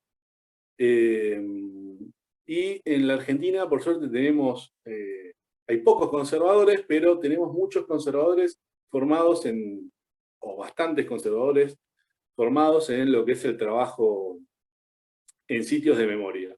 Y son los que intervienen en esos lugares. Como norma general, lo que se preserva de un sitio es lo que se recibió. Hasta que se discriminan los espacios de alto valor testimonial de los espacios no reconocidos. Y, insisto, se trata de no modificar nada. Se recondicionan los espacios no reconocidos. Se los mejora para poder llevar adelante actividades diversas en condiciones seguras y saludables. En general, también está bueno mencionarlo, el estado en el que se encuentran la mayoría de los sitios es bastante deplorable al momento de su desafectación y comienza el proceso de recuperación. Así que la investigación es fundamental para entrar al sitio ya y para empezar a determinar cuáles son los espacios a utilizar y cuáles son los espacios a no utilizar. La próxima clase vamos a hablar prácticamente íntegramente de lo que es investigación en sitios, porque consideramos que es importante que quede una base acerca de lo que es cómo se investiga un sitio. Y también vamos al hablar de investigación, ejemplificar y referirnos a lo que es la preservación del sitio. O sea, vamos a ir a algunos ejemplos de trabajo con distintas fuentes de investigación y cómo es la aplicación de estos trabajos de investigación para la resolución de algunos problemas vinculados a la preservación y refuncionalización de los espacios. Preservación, bueno, los que les mencionaba recién.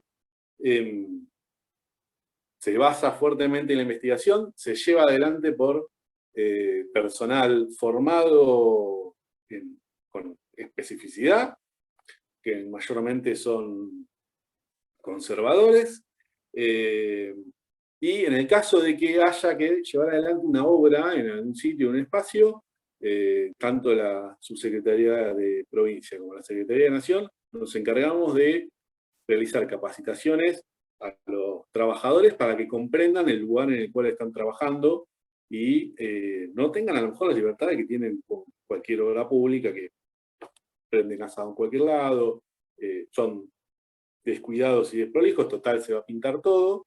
Tengamos en cuenta que en los espacios de memoria no pasa eso. Hay lugares que a lo mejor no van a ser pintados nunca. O al menos no van a ser pintados y que se note. Eso ya lo veremos la próxima clase. Y después, bueno, reacondicionamientos y refuncionalizaciones, lo mismo, recién lo mencionábamos, muy basado en la investigación, pero también dependen de las decisiones que se tomen acerca de qué actividades llevar adelante en esos sitios.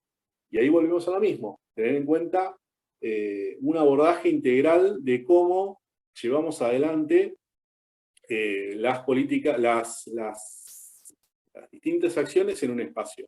¿Qué acciones vamos a llevar? Vamos a refuncionalizar espacios para que ¿cuánta gente va a recorrer el espacio? ¿Cuánta gente hacemos salones, hacemos oficinas? ¿Cuántas personas van a trabajar en ese sitio?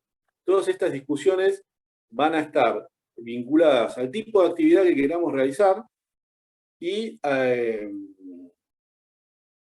las posibilidades que el espacio ofrezca para ello.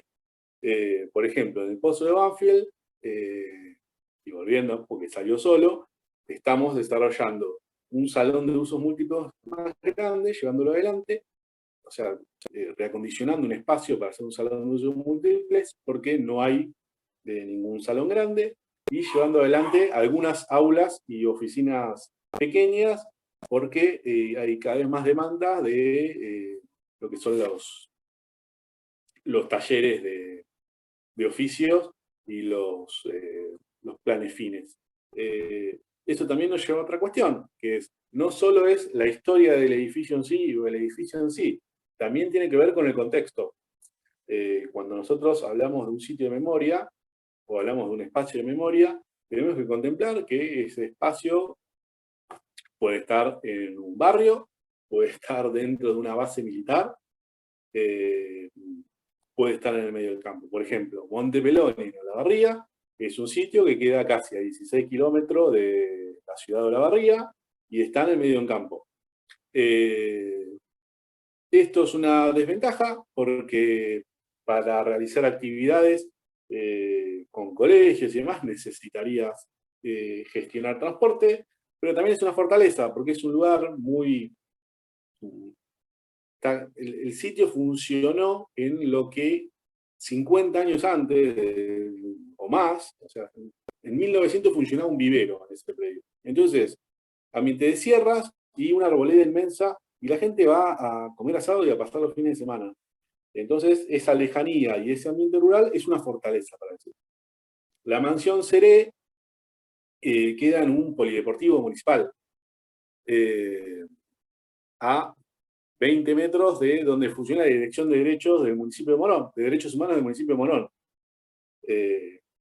a 6 cuadras de la estación de Ituzaingó, en una zona bastante bien ubicada de la ciudad de Ituzaingó, el municipio de Ituzaingó, si bien está en Castelar, que también es una particularidad. Pertenece al municipio de Morón, pero está más cerca de la centralidad de Ituzaingó. Eso repercute en la forma de trabajar y en el tipo de gestión que tiene el espacio. Tenemos, actualmente se está llevando adelante las primeras etapas de una obra para llevar adelante un espacio en el ex centro clandestino de detención La Cacha, que queda dentro del penal de Olmos. Esto también va a tener una repercusión en el tipo de funcionamiento que tendrá. O Francisco la semana pasada nos hablaba del destacamento de Arana, que también queda en las afueras de La Plata, queda en una localidad que es muy pequeñita, en un barrio conocido como el barrio de la Aceitera, que es muy pequeñito, y bastante lejos de lo que es la centralidad de La Plata, y tiene una dinámica particular, y esa dinámica particular está muy vinculada a cómo hacer funcionar y hacer ese lugar accesible a la gente que vive en La Plata, o sea, en la ciudad, el centro de la ciudad de La Plata, y a su vez cómo, y en este caso es un sitio de gestión provincial, cómo el Estado de la provincia de Buenos Aires está presente a través de ese sitio para los vecinos del barrio que está atrás, que es un barrio muy pobre. Esto también tiene que ser parte de la evaluación de lo que es un proyecto integral de un sitio. Al menos desde lo que es el Estado lo vemos así, y en general las comisiones también lo ven así, porque la mayoría son militantes de derechos humanos y militantes sociales que trabajan en los barrios y demás, y tienen un gran interés de que estos espacios sean centros de organización para esos barrios, que les den, por lo menos que se les dé alguna respuesta a las problemáticas locales, más allá de llevar adelante políticas públicas vinculadas a la memoria de verdad y justicia. Esto también es algo para tener en cuenta, el contexto en el cual se encuentra un edificio. Y después, y también vinculado con todo lo anterior que hablamos, está el desarrollo de propuestas interpretativas, recursos pedagógicos, guiones, propuestas museográficas. Es algo polémico hablar de propuestas museográficas para sitios porque si hay algo que hay un consenso general entre todas las organizaciones de la Argentina y Latinoamérica es que los espacios de memoria no son museos, tienen una dinámica distinta, pero es la definición más más acertada de lo que es. Y esto es lo mismo. Hay que pensarlo desde la integralidad del espacio. ¿Cuáles son las posibilidades de ese espacio? ¿Cuáles son las posibilidades de intervenir ese espacio que tenemos? Desarrollamos una propuesta museográfica. Pensémosla en términos de quién va a venir a ver este lugar. ¿Quiénes van a recorrer este lugar? ¿Qué grupos etarios consideramos que deben recorrerlo? ¿Va a ser para colegios primarios, secundarios y nivel universitario? ¿Va a ser solo para secundarios y universitarios? Hay espacios que no reciben chicos chiquitos, hay otros que sí. ¿Cuál es el tiempo de permanencia que nosotros consideramos que una persona tiene que estar recorriendo ese espacio? O cuáles son las posibilidades que hay de recorrer ese espacio. Hay veces que se desarrollan propuestas interpretativas con tanto contenido que estás 3 horas en un sitio, que es un montón, 3 horas leyendo, y no lo terminás. Eso, en cierta forma, es falta de planificación o falta de desarrollo de un proyecto integral que contemple estas aristas. De la misma forma, hay muchas veces que las propuestas interpretativas se tecnifican y terminan siendo textos no accesibles, y que hay que tener un nivel de educación universitario para comprender de qué se está hablando, y eso también es un problema. Y ahí, sin contemplar lo que son las accesibilidades en general. Las accesibilidades en general van a requerir del desarrollo de propuestas interpretativas que contemplen todas estas posibilidades que se desarrollan en consonancia con estas, que es hacerlas accesibles. ¿Sí? Nosotros tenemos una propuesta que necesitas 3 horas de lectura para llevar adelante un recorrido por ese lugar, o sea, tenés que estar 3 horas leyendo carteles, recorriendo un lugar, es medio imposible pensar en desarrollar plaquetas de braille para leer ese lugar, o desarrollar códigos QR que te lean ese texto para hacérselo accesible a personas invidentes. También es importante contemplar que en general cuando hablamos de accesibilidades entran en contradicción constantemente, y siempre, en realidad siempre entra en contradicción hablar de accesibilidades con hablar de preservación de sitios. La mayoría de los espacios fueron diseñados para tener gente encerrada, en condiciones de encierro de hace 50, 60 años atrás, en muchos casos, otros de 40 años. No vas a encontrar una puerta del ancho indicado para que pase una silla de rueda, no vas a encontrar rampas, no vas a encontrar elevaciones, medios de elevación. Entonces, lo que hay que pensar es, primero, ¿cuál es la posibilidad de implementar estas medidas para ser accesible para una persona que no puede moverse por propios medios? ¿Y cuál es el límite entre hacerlo accesible y estar destruyendo prueba judicial? ¿De qué manera lo podemos hacer accesible sin destruir prueba judicial? Tengamos en cuenta también, hay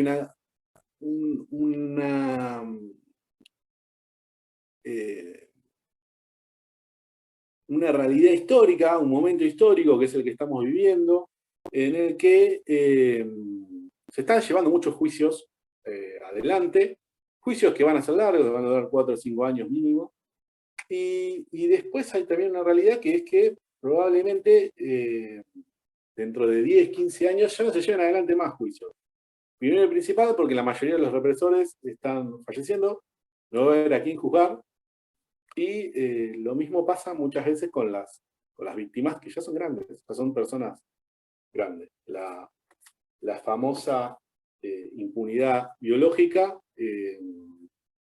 se va concretando. Entonces, también lo que muchas veces proponemos es desarrollar propuestas interpretativas que permitan hacerlas accesibles y contemplar esto, que a lo mejor el momento no es el momento es el de preservar, el momento es el de tener los espacios disponibles para que las víctimas los puedan reconocer y ver, pasados estos procesos judiciales que están acá adelante, estar llevándose adelante si se intervienen y se modifican los sitios y espacios de memoria. Pero bueno, acá tenemos tenemos 4 puntos que están íntegramente interrelacionados entre sí y que nos llevan a empezar a pensar, y la idea de esto es que ustedes se lo lleven en la cabeza, o sea, a problematizar acerca de estas cuestiones. Algunos han conocido espacios de memoria, otros no. Los que han conocido espacios de memoria van a saber que a veces ni siquiera hay desarrolladas propuestas interpretativas, otras veces las propuestas interpretativas son muy largas, otras veces son muy cortas. En general no hay desarrollados proyectos o trabajos integrales de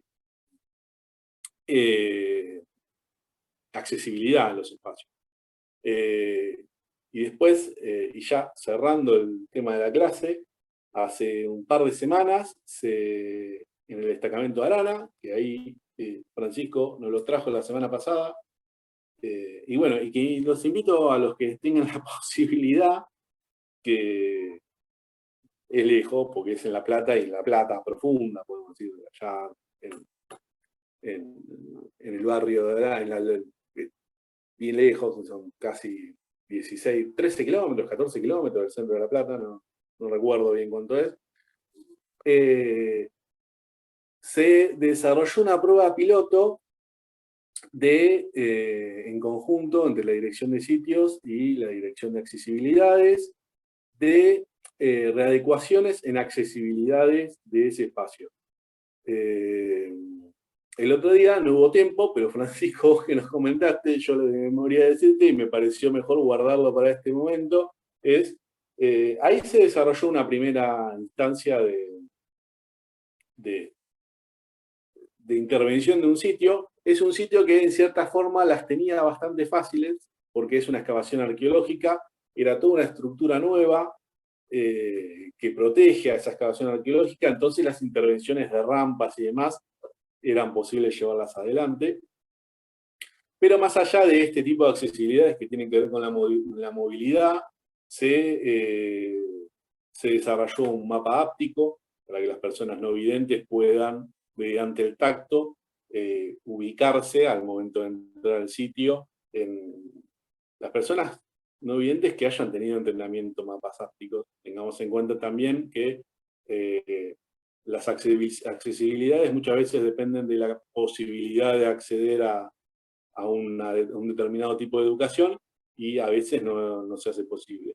Pero dentro de todo, hay bastantes personas que tienen este entrenamiento para interpretar mapas ápticos, que no es más que una maqueta con unas series de texturas ya normalizadas, que la persona no vidente con el entrenamiento adecuado las identifica y se puede manejar y circular por el sitio con cierta comodidad. Se desarrollaron placas. Primero se desarrolló una nueva propuesta museográfica, una nueva propuesta interpretativa de todo el sitio, principalmente pensando en el tiempo de permanencia y en la simplicidad de las explicaciones y de los textos que están allí impresos, y se desarrollaron placas braille en todo que replica todo lo desarrollado en la cartelería, y esos mismos textos son leídos con una explicación a lo cual se accede con un código QR, que se escanea con cualquier teléfono celular. Para que en el caso de una persona no vidente que vaya al sitio pueda acceder a esos textos de otra manera.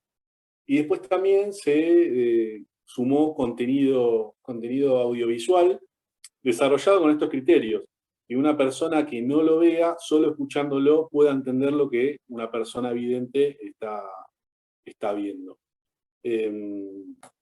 Nada, para mí, que formé parte del desarrollo de esto, yo no entendía nada de lo que eran las accesibilidades, sigo sin entenderlo, y creo que después Cintia nos mencionará que el mes que viene, desde la Dirección de Accesibilidades, van a hacer un curso sobre accesibilidades, en el cual yo pienso anotarme, pero bueno, es todo un tema bastante complicado, y estaría buenísimo que si tienen la posibilidad de pegarse una vuelta, vayan al destacamento Arana. En todo caso, vemos la forma de coordinar para que Emiliano, que es el trabajador que trabaja allí, los pueda recibir.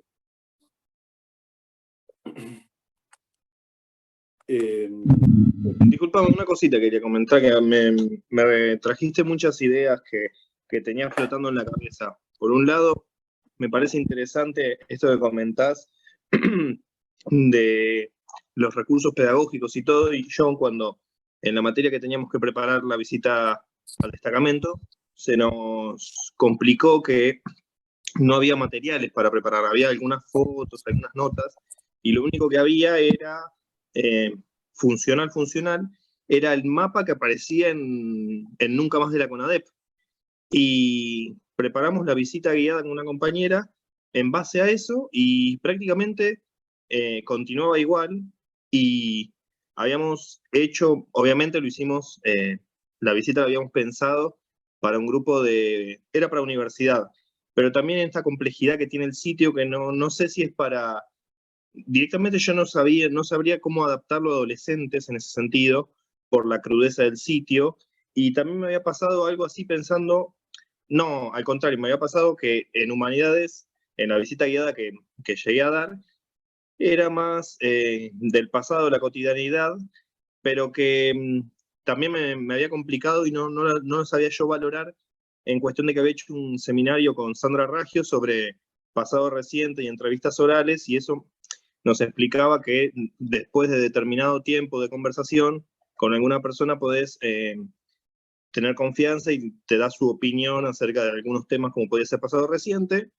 y yo como que no entendía bien si la visita era un éxito o era un fracaso, porque cuando llegaba al momento de la conclusión, como que sentía que era mucha información acerca del lugar que empezaban a habitar, entonces me costaba, pero algunos cursos obviamente siempre se sueltan más, otros menos, pero me parece que a veces, por ejemplo, siendo de La Plata el Museo de Ciencias Naturales, uno va y sabe que ahí veo, supongamos, dinosaurios, momias y listo, y cosas de ciencias naturales. En cambio, en la complejidad que tienen para mí los centros o los sitios de memoria, es que no tenés una respuesta inmediata, sino que vas pensando a corto, mediano y largo plazo el lugar y todo el simbolismo que tiene. Mirá, ahí tenés varias, en lo que vos me mencionás, tenés varias cuestiones que están buenas. Tener en cuenta. Nosotros estuvimos desarrollando con la dirección de promoción una que creo que debe ser algo similar a lo que hiciste vos en su momento, una formación para estudiantes de trabajo social sobre lo que es el trabajo en sitios, vinculado principalmente a un programa que se está llevando adelante ahora, que se llama el Recorriendo Memoria, que con un micro recorremos un par de centros clandestinos de detención de La Plata, en general son Comisaría Quinta y el Destacamento de Arana, o La Cacha y el Destacamento de Arana. Y en el camino pasamos por otros lugares de los cuales se habla. Y nos pasa tanto con los chicos que se formaron en trabajo social, como con las compañeras de la dirección de promoción, que nunca habían trabajado sitios como María Julia y yo, que tenemos una experiencia de trabajar sitios yo hace 20 y pico de años, y María Julia también. Y charlando con los chicos también, está bueno que cuando uno no ha tenido estos recorridos que te permiten hablar con cierta seguridad, porque primero comprendés si has trabajado de investigado sitio mucho tiempo, comprendés el funcionamiento del terrorismo de Estado desde un lugar y tenés un montón de herramientas. Yo, en particular, laburo sitios en este momento y laburo muchos sitios de la provincia de Buenos Aires. Entonces conozco mucho de la... conozco bastante, nadie conoce mucho. Conozco bastante, pero cuando vos te enfrentás a una capacitación tan corta y a una formación que vos, sin muchas herramientas, llevás adelante por cuenta propia, te encontrás con que te parece un universo muy grande y muy complejo. Esto como consejo, y es algo que nos pasó hace un par de semanas con los chicos de trabajo social que estaban haciendo la práctica. Que les dijimos, si no consideran tener aún el bagaje de conocimientos para encarar la descripción de un circuito represivo complejo, como era el circuito CAMPS, que operó en La Plata y otra parte de la provincia de Buenos Aires, encaren este recorrido desde su vivencia como personas que han recorrido el sitio. ¿Y qué les generó para ustedes? Y de esa manera terminaron hablando del circuito CAMPS, pero lo encararon desde otro lugar que enseguida, y ahí es cuando vas al desarrollo de recursos. Muchas veces los recursos no tienen que ser muy técnicos, sino que simplemente tiene que ser lograr esto que decís vos, que las personas hablen. Destacamento de Arana es un lugar en el cual asesinaron y quemaron a una persona. Es muy fuerte lo que pasa ahí. Lo normal es que no te hablen después de que le contés lo que pasó ahí. Que se queden callados. ¿Qué te van a decir? Y en general, vos vas al Pozo de Banfield, Comisaría Quinta, La Cacha, maternidades clandestinas. Es muy fuerte, es horrible la historia de esos lugares. Lograr, después de contar cómo funcionaba una maternidad clandestina o cómo funcionaba un lugar, un sitio de destino final, o sea, donde mataban y se deshacían de los cuerpos de personas, y después lograr tener un diálogo coherente con las personas, es un quilombo. Y eso nos lleva a pensar seriamente cómo desarrollar una propuesta para un sitio. Volviendo al Pozo de Banfield. Pozo de Banfield es maternidad clandestina. Hubo grupos de uruguayos y de personas secuestradas en otros países y traídas al Pozo de Banfield, y que había oficiales uruguayos que interrogaban a esas personas. O sea, tiene una vinculación directa con lo que fue el Plan Cóndor. Era un lugar al cual llevaban a grupos de personas trans, que los secuestraban y los llevaban ahí. De hecho, en el contexto de lo que es el Pozo de Banfield, fue el primer reconocimiento de que un juez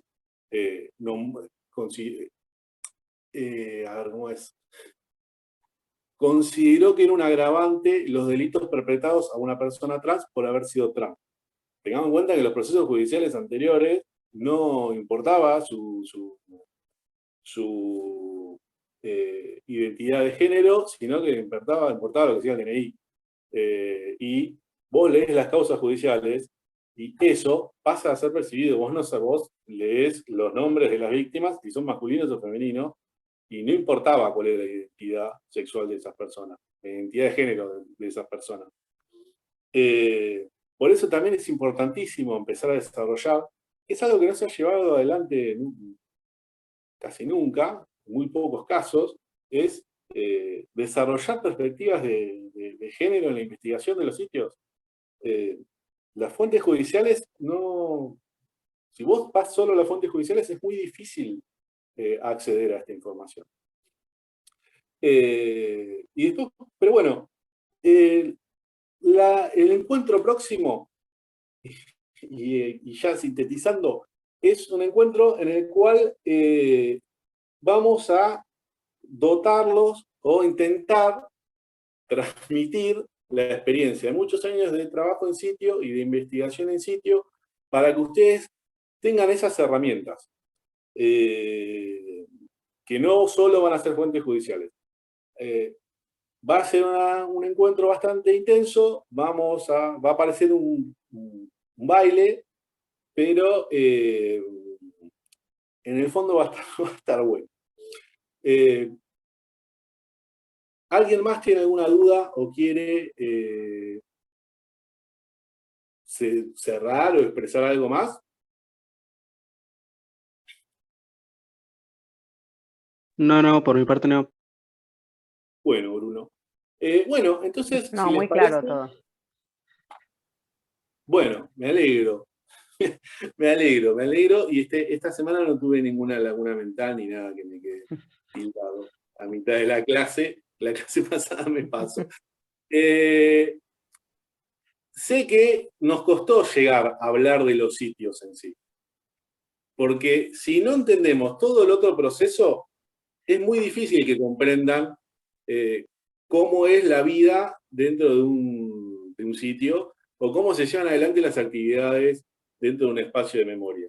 Es imposible separarlas de una cosa de la otra.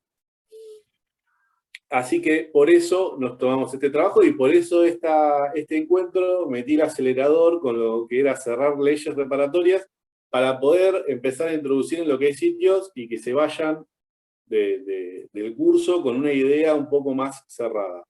Así que, si les parece, les vamos a estar pasando información para la próxima clase a la brevedad y nos estamos viendo la semana próxima.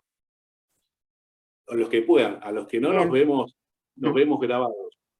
Y nos